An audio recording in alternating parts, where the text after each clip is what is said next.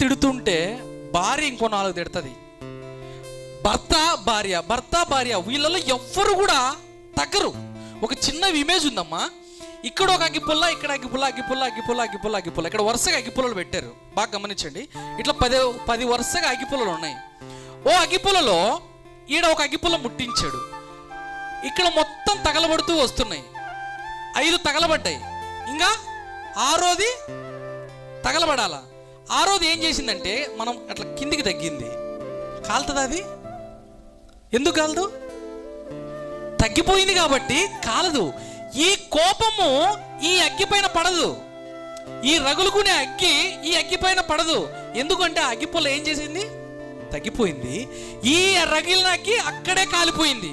ఏదైతే కోపపడిందో వాడే తగలబడిపోయిండు తప్ప మనం తగ్గిన వాళ్ళు మనం తగలబడిపోము.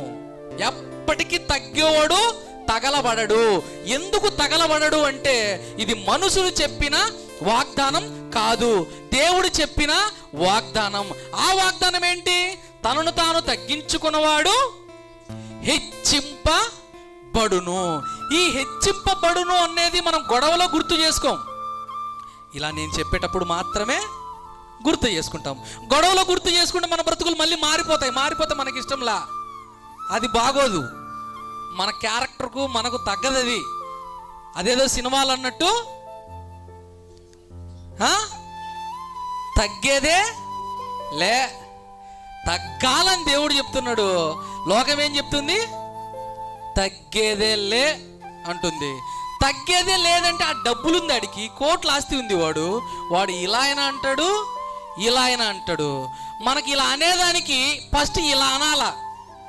ఇలా అంటే ఇలా పోతుంది. వాడు ఇలా అన్నా ఇట్లా పోతుంది, ఇలా అన్నా ఇట్లా పోతుంది. మనకు ఇలా కొట్టి చెమటోర్సి చెప్తే కానీ ఇట్లా పోదు. మనకు అలాంటి డైలాగులు అవసరమా? కుటుంబాలలో అవసరంలే.